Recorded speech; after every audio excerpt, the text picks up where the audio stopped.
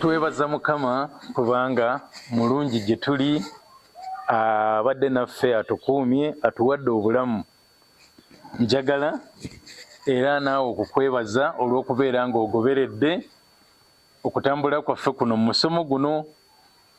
Twakayita mu biseera mwe tubadde tujjuukirira amazaalibwa ga Mukama waffe Yesu Kristo, era abagayisemu mwena abagajaguza obulungi.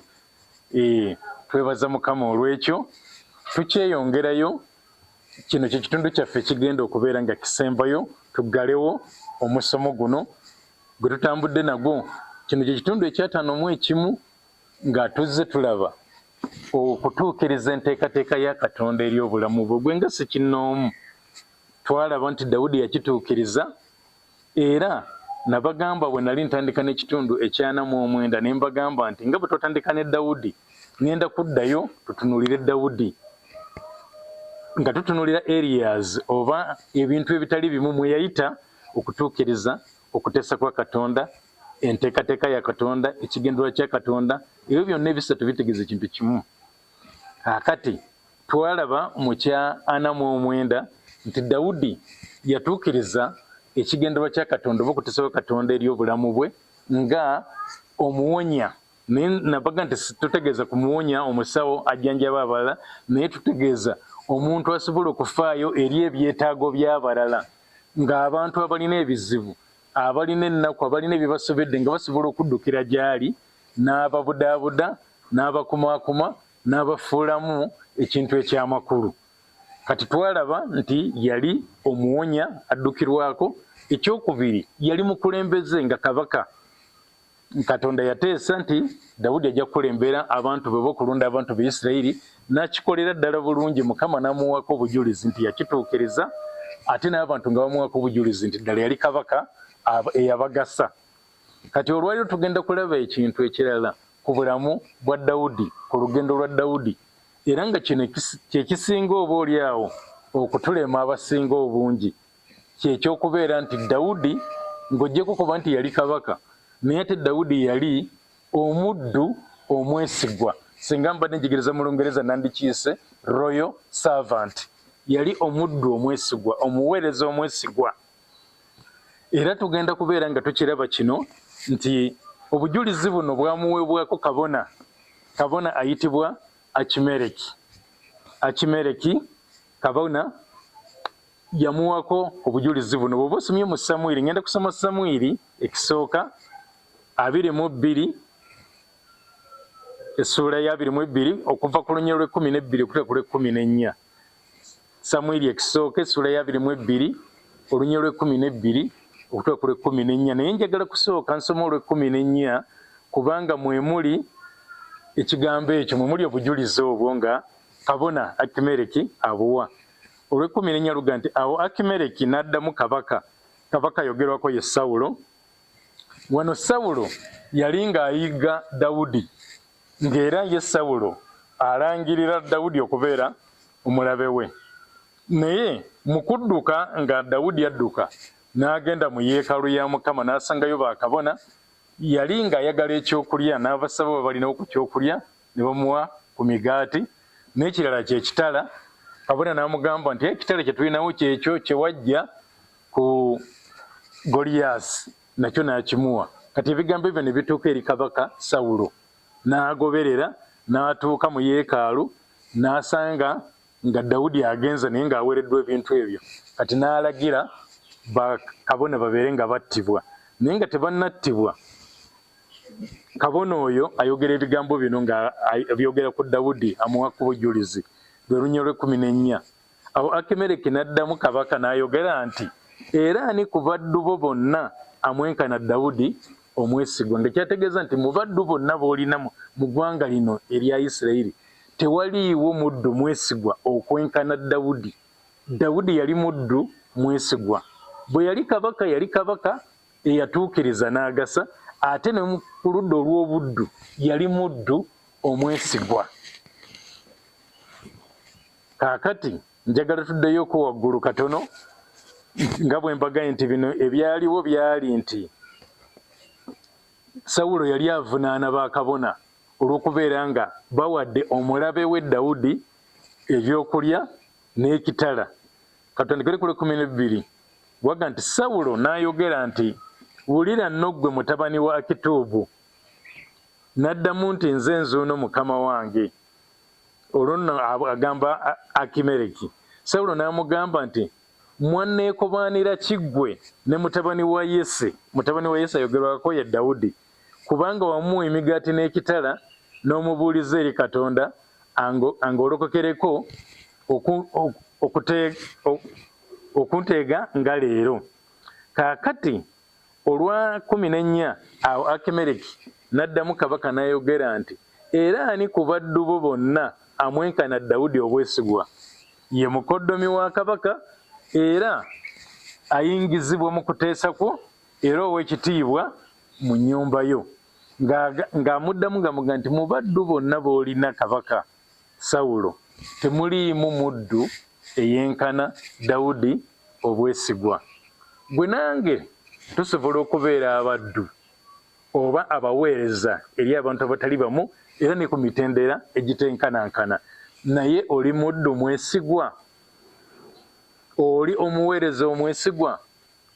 Dawudi yatuukiriza okuteesa kwa Katonda eri obulamu bwe okuyita mu kubeera omuddu omwesigwa. Oli muddu mwesigwa? Tugenda kulaba ebintu ebiwerako ebiraga nti Dawudi yali muddu mwesigwa. Okumanya yali muddu mwesigwa, yali muddu mwesigwa n'eri kabaka Sawulo eyali amuyigganya okubeera ng'amutta, naye ye Dawudi yasigala ng'akuumye obwesigwa, ng'akyamuyita mukama we n'amannya amalala n'ebitiibwa ebirala bye yamuwanga. Kaakati njagala tugende tulabe Samwiri ekisooka 24. Samwiri ekisooka essula ya 24. Nsobola okusoma okuva ku lusooka n'engenda ddala ku lw'11, naye kino tukimanyi nti ne mu Samwiri era ekisooka 26 era ekintu kye kimu kyabaawo nga Dawudi adduse ne yeekweka gye yeekwese, naye ng'ali eyo gye yeekwese ne Sawulo n'ajja n'abeera ng'agalamira awo. Abantu ne babeera nga n'okumugamba bamugamba mutte, naye nga Dawudi n'agaana, era nga bw'aba ayogera naye amuyita mukama we so si mulabe we. Ye Sawulo yayitanga Dawudi omulabe we, naye ye omuddu omwesigwa Dawudi yasigala ng'akyayita Sawulo okubeera nga mukama we. Katutandikire ku lusooka, Samwiri ekisooka 24 okuva ku lunyiriri olusooka. Awo olwatuuka Sawulo bwe yakomawo ng'amaze okugoberera Abafirisuuti, ne bamubuulira nti laba Dawudi ali mu ddungu erya Engedi.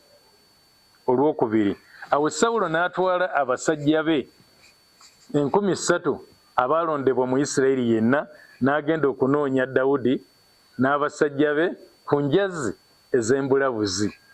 Sawulo ayungula abantu 30,000 abasajja be enkwatangabo bagende bayigge Dawudi yonna gy'ali. Olwokusatu, n'ajja mu bisibo by'endiga ku kkubo awali empuku. Sawulo n'ayingira okubikka ebigere bye, era Dawudi n'abasajja be baali batudde mu bifo eby'omu mpuku ebyakomererayo munda. Dawudi yeekwese mu mpuku, Sawulo kubanga tamanyiridde ayingidde mu mpuku y'emu, bali eri munda tosobola balaba, n'abeera ng'ayingira naye mu mpuku. Bayibuli egamba nti okubikka ebigere bye. Olwokuna, abasajja ba Dawudi ne bamugamba nti laba, olunaku Mukama lwe yakugambako nti laba ndigabula omulabe wo mu mukono gwo era olimukola nga bw'olisiima. Awo Dawudi n'agolokoka n'asala ku kirenge ky'ekyambalo kya Sawulo mu kyama. Awo olwatuuka oluvannyuma, Dawudi n'alumwa omwoyo kubanga yasala ekirenge kya Sawulo. Kiki ekimuleetera okulumwa omwoyo? Kubanga asaze ku kirenge ky'olugoye lwa mukama we Sawulo. Newankubadde amuyigganya, newankubadde Sawulo ayigganya Dawudi, naye Dawudi yagamba oyo mukama wange, ng'omuddu omwesigwa nandibadde siteekeddwa n'okukola ekyo ekifaanana bwe kityo newankubadde ye anjigganya. Olw'omukaaga n'abagamba nti ono Dawudi yagamba n'abagamba nti Mukama akiddiza eri nze okukola mukama wange, Mukama gwe yafukako amafuta, ekigambo kino amuyita mukama we, okumugololera omukono gwange, kubanga y'oyo Mukama gwe yafukako amafuta akyamuyita mukama we.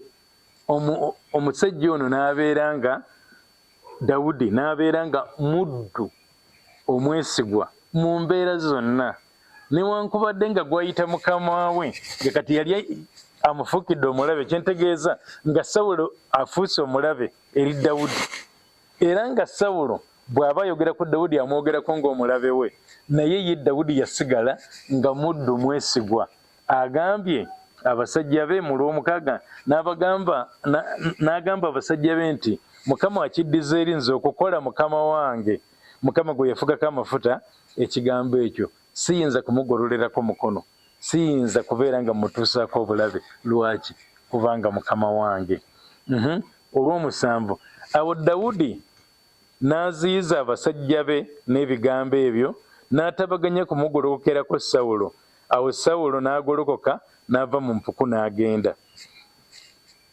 Mu kubeera nga Dawudi musajja omuddu omwesigwa, royal servant, nga muddu omwesigwa, yadde ye yagamba nti nze siyinza kukikola, naye n'abaddu be yabagaana, n'abagamba temumugolokokerako. Njagala tutunuulire embeera eyo, weekubemuuko akafaananyi. Emirundi egisinga ebimu ku bitulemesa okutuukiriza okuteesa kwa Katonda oba ekigendero kya Katonda eri obulamu bwaffe kwe kwagala okwesasuza. Ankoze kino nange kamukole bwe nti, olw'okuba yankola kino nange ngenda mukola bwe nti. Kaakati omuntu ayagala okwesasuza, omuntu ayagala okuwolera eggwanga, omuntu ayagala okuzzaayo omuliro, tosobola kubeera ng'otuukiriza ekigendero kya Katonda. Ebintu ebyo bitulemesa okwagala okwesasuza. Tetuteekeddwa kubeera nga twesasuza, kubanga Mukama Katonda yatugamba nti okuwolera eggwanga ye kukwe tukumulekere. Fe abantu tetulina kuwolera eggwanga. Naye nga lwaki Mukama tayagala tuwolere eggwanga? Ekisooka, situmanyi mu kuzzaayo omuliro onazzayo gwenkanawa. Oyinza okuzzaayo ogususse oli gwakozesezza, Mukama n'abonerezaamu gwe mu kifo ky'oli. Amawanga agamu Mukama Katonda yagawanga ebbeetu okujja gabonereza Isirayiri, naye bwe gagibonerezanga okusukka ye Mukama wabadde ayagala ng'agavunaana, agamba nze nanyigako katono, naye mu busungu ate obukambwe bwammwe ne busukka bwe bwandikomye. Kaakati Mukama Katonda ayagala tumulekere okuwolera eggwanga, tumulekere okusasula, tuleme kubeera nga ffe tusasula. Naye ekyo kikolebwa oyayitibwa omuddu omwesigwa. Agamba nti sijja kukola kino eri mukama wange. Olw'omunaana, awo ne Dawudi n'agolokoka oluvannyuma n'ava mu mpuku. Sawulo yavaamu mu mpuku n'agenda, ne Dawudi oluvannyuma n'agolokoka n'ava mu mpuku, n'akowoola Sawulo ng'ayogera nti mukama wange kabaka. Kintu kino nga kizibu. Omusajja akunoonya okutta, tolina kye wali omukoze, naye ng'okyali muddu omwesigwa ng'amuyita nti mukama wange kabaka, ng'amuyita mukama we. Naye ani yandiyise Sawulo mukama we mu mbeera ezifaana bwe zityo, nga kati yasazeewo nakuyiga buyizzi kubeera ng'akutta? Ani yandibadde amuyita nti mukama wange? Naye naaga nti mukama wange kabaka. Awo Sawulo bwe yakebuka n'awulira, n'avuunama amaaso ge ne yeeyanza. Nga kati Sawulo yavuunama amaaso ge ne yeeyanza kubanga awulira Dawudi amuyita. Dawudi n'agamba Sawulo nti kiki ekikuwuliza ebigambo by'abantu nga boogera nti laba Dawudi ayagala okukola akabi? Olw'ekkumi, laba leero amaaso go galabye Mukama bw'abadde akugabudde mu mukono gwange leero mu mpuku era wabaddewo abaŋŋambye okukutta naye eriiso lyange ne likusaasira ne ŋŋamba nti sijja kugolola mukono gwange ku mukama wange sijja kugolola mukono gwange ku mukama wange akyayatula nti mukama we.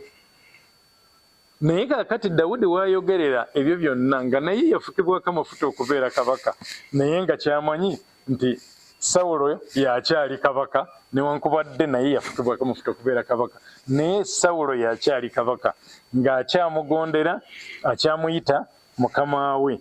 N'agamba atuddemu olw'ekkumi, laba leero amaaso go galabye Mukama bw'abadde akugabudde mu mukono gwange leero mu mpuku era wabaddewo abaŋŋambye okukutta naye eriiso lyange ne likusaasira ne ŋŋamba nti sijja kugolola mukono gwange ku mukama wange kubanga y'oyo Mukama gwe yafukako amafuta.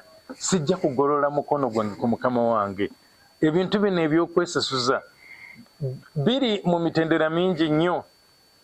Abamu mulina ababaweereza awaka ababakozi awaka naye nga mubayisa bubi. Kati bwe mubayisa obubi naye n'agamba nja kwesasuza mu baana bensigala nabo awaka. Kyomukoze naye n'agamba nesasulize mu baana. Kati gwe ampuliriza nga ogwa mu kiti ekyo ekyokubeera nga waliwo abantu be bakwesigisa naye nga waliwo akukola obubi n'omaliriza ng'oyagala wesasulize kwabo, ekyo kyokola kibi. Kijja kukulemesa okutuukiriza ekigendererwa kya Katonda eri obulamu bwo. Bwe baba bakuyisiza bubi gwe weeweeyo eri Mukama, ensonga eyo gitwala eri Mukama, oyo ye asobola okusala omusango gw'ensonga, ye y'aba alamula. Naye leka kutwalira bo bali bakiyita amateeka mu ngalo. Totwalira amateeka mu ngalo zo okubeera ng'oyagala okwesasuza. Okwesasuza Mukama yakikola. Dawudi n'agaana okwesasuza. Kati olw'11 ayongera okubeera ng'akyalaga nti ye akyamuwa ekitiibwa newankubadde amuyigganya. Wagamba olw'11 amuyita taata we, agamba era kitange laba, weewaawo laba ekirenge ky'ekyambalo kyo mu ngalo zange. Kale kubanga nsaze ku kirenge ky'ekyambalo kyo ne sikutta, tegeera olabe nga tewali kabi newankubadde ekyonoono mu mukono gwange, so sikusobezza newankubadde ng'oyigganya obulamu bwange okubukwata. Ti ne mu mbeera ng'oyigganya obulamu bwange okubukwata sikusobezza, nsigadde nkyakutunuulira nga mukama wange, nsigadde nkyakubala nga mukama wange. Ate n'amaliriza ng'amuyita na kitaawe, amugamba kitange laba, weewaawo laba ekirenge ky'ekyambalo kyo kiri mu ngalo zange. Njagala okuwumbawumbako ensonga zino nti Dawudi yatuukiriza ekigendererwa kya Katonda eri obulamu bwe okuyita mu bintu byonna bye tuzze nga tulaba.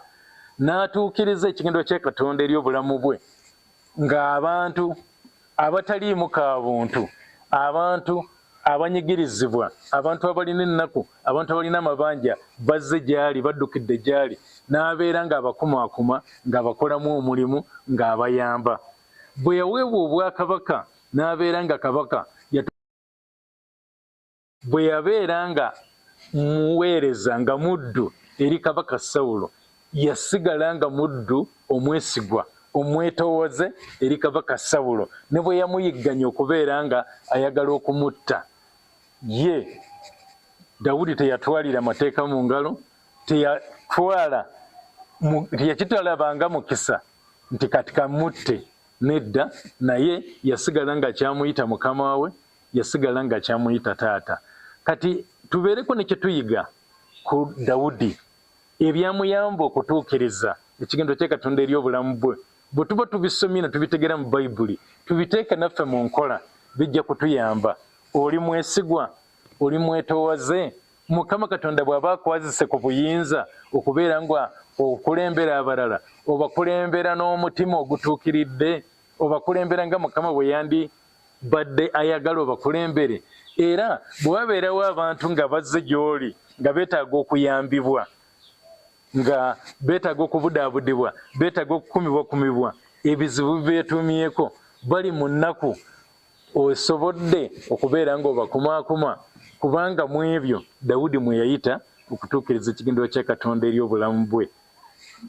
Nsaba Mukama abayambe nanga nnyambe ffenna abazze nga tugoberera omusomo guno. Mukama atuyambe okuteeka ebintu ebyo bye tuzze nga tuyiga mu nkola tubitambuliremu, tubeeko kye tuyigirira ku Dawudi, omusajja Katonda gwe yagamba nti ndabye Dawudi mutabani wa Yese alina omutima ng'ogwange agenda okutuukiriza byonna bye njagala. Naffe tubeere abantu abo abagenda okutuukiriza ebyo byonna Katonda by'ayagala. Mukama abeere nammwe era abakole bulungi. Amiina era amiina.